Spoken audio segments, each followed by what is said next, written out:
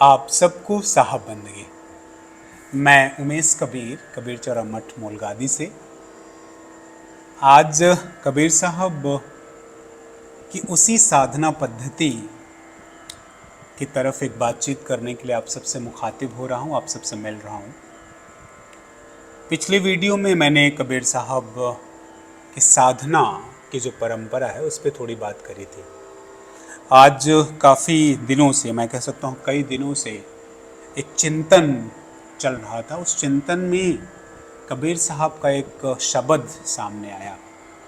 तो आज की वो चर्चा जो है कबीर साहब के उसी सहज मार्ग की, सहज साधना की तरफ है। बीच में कई सारे लोगों के प्रश्न भी आए कि सहज मार्ग की जो साधना कबीर साहब की है उसमें अपनी सुरति को कैसे ठीक रखा जाए, अपनी सुरति में कैसे स्थित रहा जाए। उस सुरति में स्थित रहने की जो बात है वो आज उस पर थोड़ी चर्चा करेंगे कबीर साहब के पद के माध्यम से।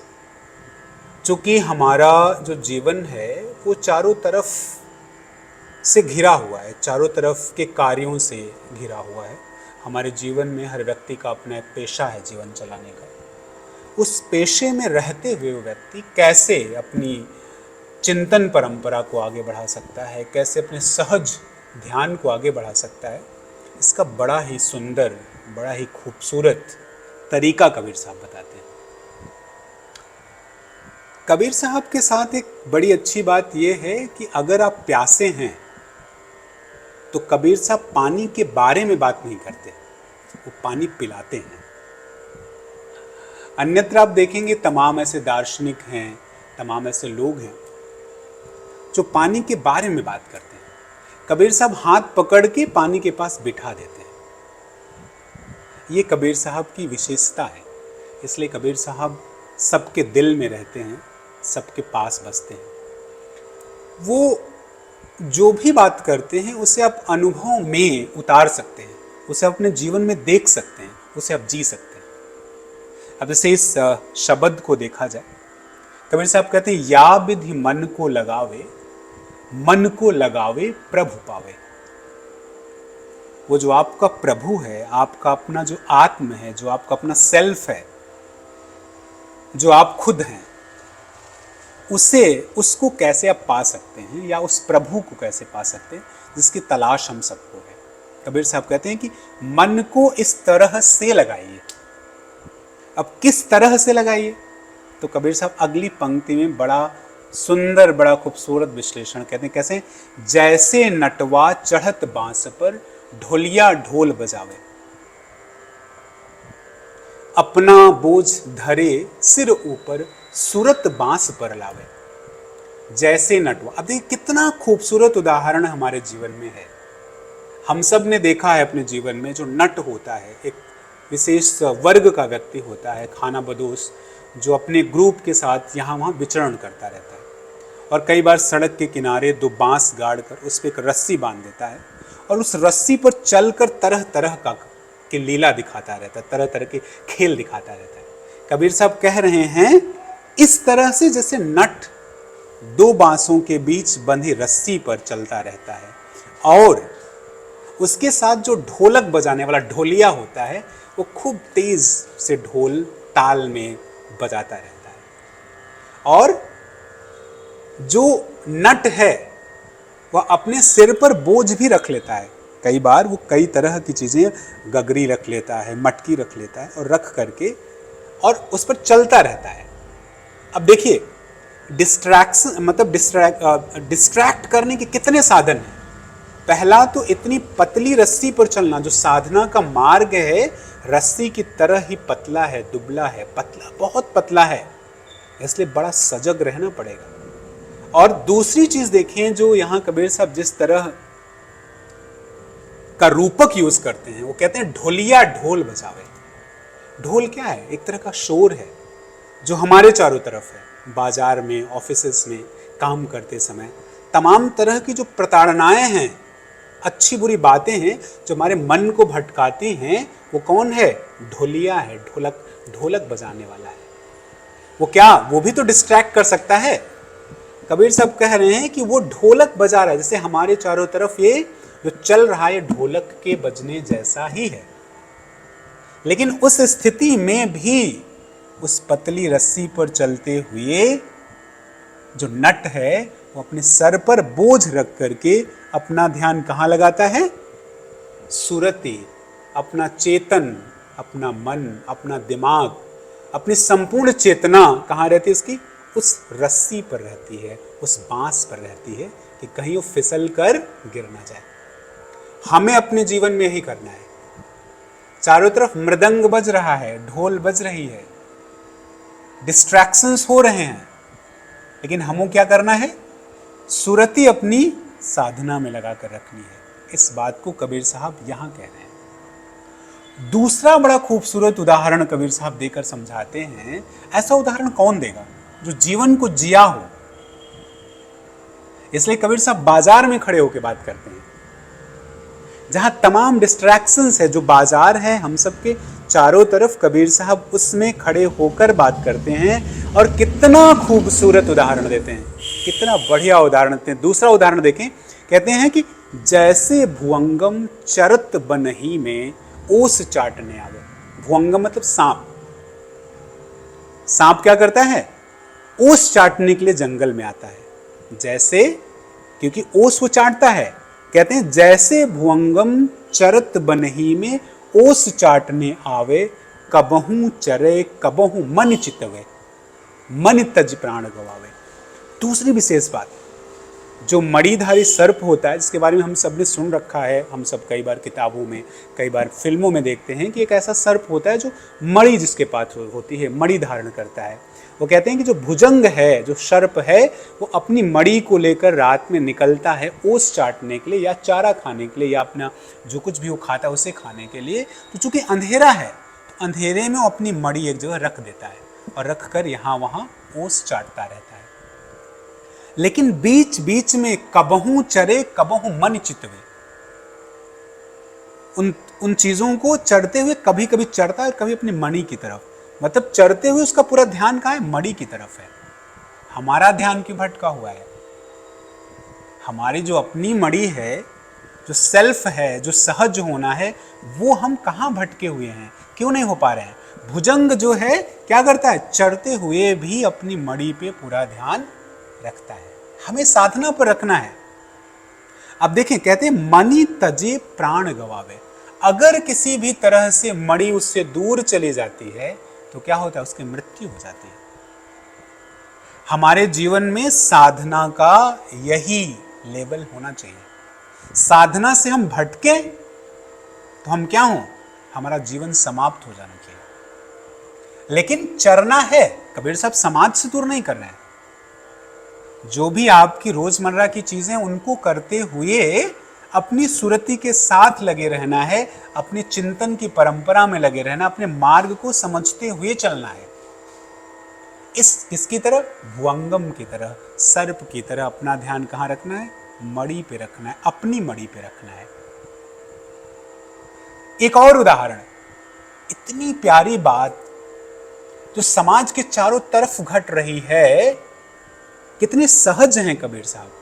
उदाहरण भी किसका ले रहे हैं? सहज होने का। दूसरा उदाहरण देखें, क्या कह रहे हैं? जैसे कामिनी भरे कूप जल, कर छोड़े बतरावे, अपना रंग सखियन संग राचे, सुरत गगर पर लावे। आप सब कई बार हो सकता है राजस्थान की तरफ गए हो या तमाम ऐसी जगहों पे आपने अगर भ्रमण किया होगा तो आपने देखा होगा कि जो वहाँ की महिलाएं होती हैं वो पानी बहुत दूर से लाती हैं। पहले लाती थी, अब हो सकता है पास में पानी मिलने लगा होगा।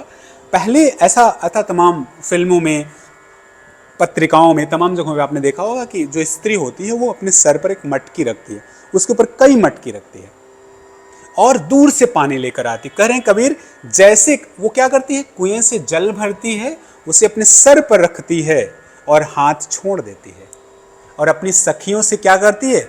बतराती है, बातचीत करती हुई चलती है, हाथ मटकाती हुई चलती है। लेकिन अपना रंग सखियन संग राचे, समस्त बातें, घर परिवार की, संसार की, जगत की, दोस्ती की, यारी की, सारी बातें करती हुई रहती है और क्या करती है? सूरत गगरी पर लावे, लेकिन उसकी सुरति कहाँ है?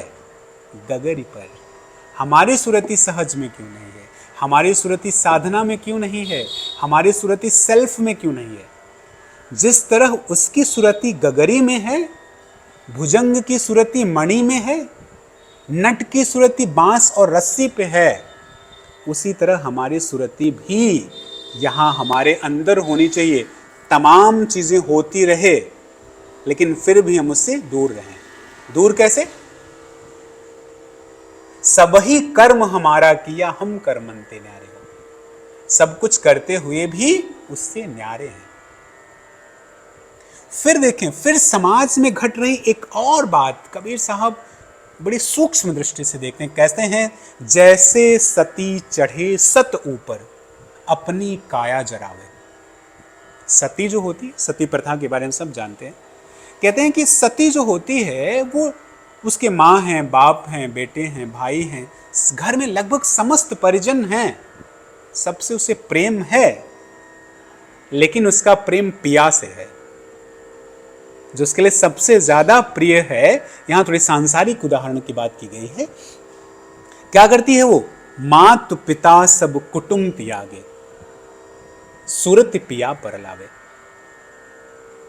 वह जो है माता पिता भाई बहन सबको त्याग कर अपनी सुरति कहां लगाती? पिया पर, अपने पति पर लगाती है और धधकती अग्नि पर बैठकर सती हो जाती है। हालांकि ये परंपरा बाद में प्रदूषित हो गई। ये परंपरा, इस परंपरा पे बहुत सारी बातें हैं। उस परंपरा की तरफ अभी हम नहीं जाएंगे कि सती प्रथा क्यों रही, क्या रही, कैसे रही। लेकिन उसमें जो कबीर साहब उदाहरण ले रहे हैं उस सच्चे सती की, जो सबको छोड़कर अपनी सुरति पिया पर लगा करके स्वतः ही जल जाती है, हमें भी अपनी सुरति सबसे, सबके साथ रह करके भी उसे त्याग कर अपने में लगाना होगा। अपने इस समझ की, इस चिंतन की, साधना की यात्रा में लगाना होगा, सबके साथ रहते हुए। धूप दीप नैवेद्य अगरजा, धूप दीप नैवेद्य अर्गजा, ज्ञान की आरती गावे। कहें कबीर सुनो भाई साधो, फिर जन्म नहीं पावे। धूप दीप नैवेद्य या फिर अर्गजा कहते हैं, जो हम कई तरह के लेप, सुगंधित लेप जो बनाते हैं, जिसकी मदद से पूजन करते हैं, वो क्या करें? धूप दीप नैवेद्य अर्गजा, ज्ञान की आरती गावे। इन सब चीजों के होते भी आरती किसकी? ज्ञान की, अज्ञान की नहीं। आरती ज्ञान की। ये समस्त चीजें देखें, धूप दीप नैवेद्य अर्गजा, ये जो चारों तरफ चल रही बातें हैं, ढोलक ढोल बजा रहा है, साथ में मणि को चित रहा है, सखियों से बात करना, कुटुंब कबीला त्यागना, ये सब कितने सुंदर मेटाफर हैं जो कबीर साहब हमें देकर समझा रहे हैं। और कहते हैं इसी तरह से धूप दीप नैवेद्य और अर्गजा जो है, ये तो बाहरी चीजें हैं। आरती हमको किसकी गानी है? ज्ञान की गानी है। तो यदि हम आरती ज्ञान की गाते रहें तो क्या होगा? कहें कबीर सुनो भाई साधु, भाइयों सुन लो, समझ लो, जान लो, फिर जन्म नहीं पावे। फिर अज्ञानता रूपी जन्म आपका नहीं होगा, अज्ञान में आपका जन्म नहीं होगा।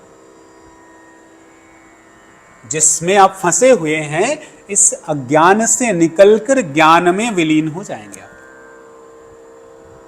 तो अब देखिए कबीर साहब कितना सुंदर मार्ग बता रहे हैं।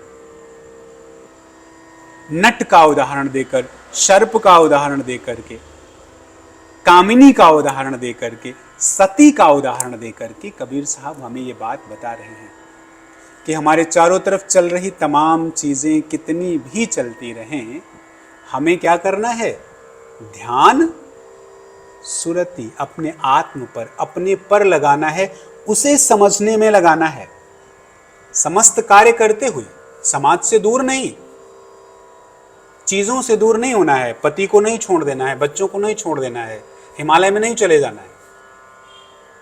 जहां है उसी में उस स्थिति को प्राप्त करना है। यह मार्ग सिर्फ कबीर साहब बताते हैं। इसीलिए शायद कबीर साहब खड़े होकर ये कह देते हैं कि मुँह को कहाँ ढूंढे रे बंदे, मैं तो तेरे पास। तो वो जो तेरे पास है उसे समझना पड़ेगा। जो कुछ बाहर से समेट लिया है अपने साथ, उसे हटाना पड़ेगा। आपको अपने उस नेचुरल स्टेट में आना होगा जो आप हैं।